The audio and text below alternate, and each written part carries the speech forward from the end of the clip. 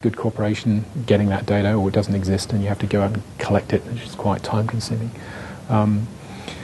One thing that happened, which has taken a lot of time this year, is in the spring, in March this year, you might remember we had basically a heat wave, which was quite extraordinary, and we had some flooding upriver in northern New Brunswick. And so we've been doing a lot of study on that area. So right now we're busy trying to develop that same visualization tool for Perth Andover. And again, a survey has to be done, a lot of ground truthing, checking, and so on. So yeah, I mean, there's quite a list of areas where we're working on for that. So yeah. Yeah. Anybody else have that lab? Yeah, thanks. Yeah, it's great talk and very interesting examples. Yeah, I enjoyed it. I just kind of want to go back to one of your first slides when you discussed the actual perceived and future risk. And when I look at people flooding DM with different sea levels, I mean, this is basically mapping perceived future risk. It becomes actual when you deal with people like Insurance Bureau, and this is great. I think this gives a lot of substance to your work because it turns the I guess geological or ecological modeling into actual economical values you can map finally. And in my mind, I think probably one of the starting points would be mapping the magnitude of the risk. Is it loss of life, loss of property, economic impact on the province, or Canada-wide economic impact, like with the example with Canada Highway, so it cuts off transportation to such and such provinces. I mean, that would probably produce a completely new qualitative level of mapping that you could use to go back and pick the sites. Yeah, I mean, that's an interesting one. When we were working on that study there, we were turning this around in our own minds and thinking, well, look, what about this road here, and rail? Who's looking at it? And then we would, go and talk to Sea and Rail and other authorities. Well, what do you think, guys? And it's like, well, we're not really thinking about that at all. Okay, so then, how do you get attention? They're too busy fixing their rail lines wherever they break. So how do you get attention? Well, economics tends to get the attention. And so that's why we pursued that study, because, obviously to reroute a road of that size or to raise it or to do anything is very expensive, and it's not going to be looked at unless you have very good justification for it. So that's what that's about. And, when you look, you probably all heard of the Saxby Gale flood down that river. When you can map that out, well, obviously that could happen again any time, and then any time it happens again, it's going to, since that time the sea level's risen, whatever, this much, whatever. 18th of November this year. Sorry? So between 13th and 18th of November, it's expected this year because we're at the highest high in the 18.7 year cycle. Okay, so yeah, be careful. So just prepare your cameras. Yeah. So, and a year ago, Hurricane Irene came through, and the storm surge from that raised the sea level down there to within, I think, 2 feet of the top of the road. I mean, it's very close, could be flooded any time. And depending what's happening at the time, if there's a lot of wind or a lot of erosion going on, there could be quite a big interruption in that road. Yeah. So, I think we'd see the effects of that pretty quickly around the whole region. So. If you could map it, that would be a fantastic mapping project, in my mind. I don't know if anybody has done this. So this is kind of different look. It's not the coastline change. It's actual human aspect of the risk, because each risk has two sides, right? Risk from what? Well, that's true. Yeah, I mean, yeah.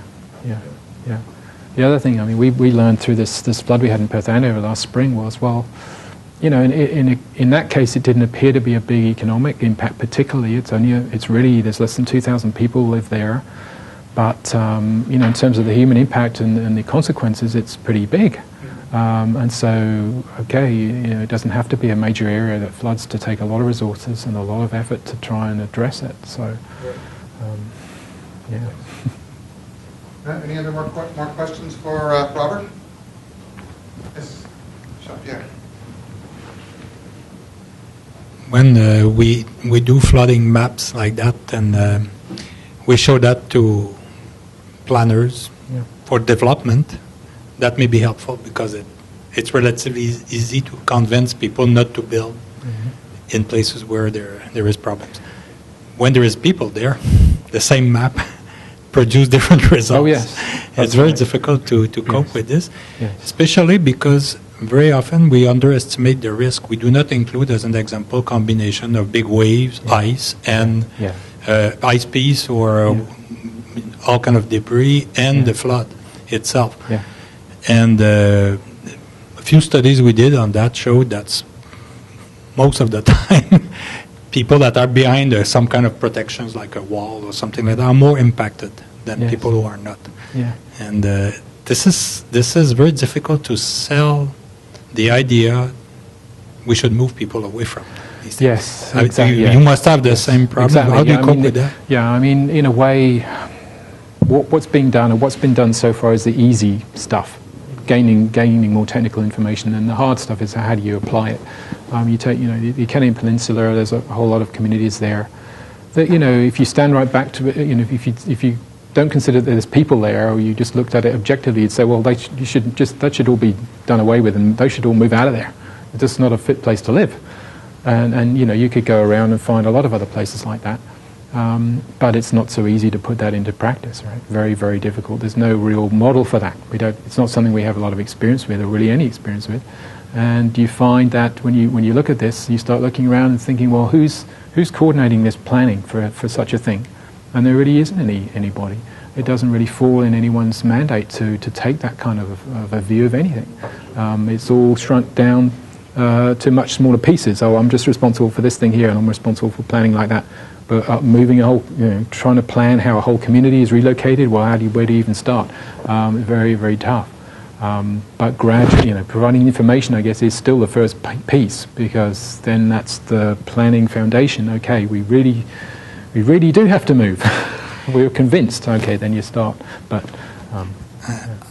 I was in the conference on adaptation in Finland a few weeks ago, and I met the Ministry of Environment.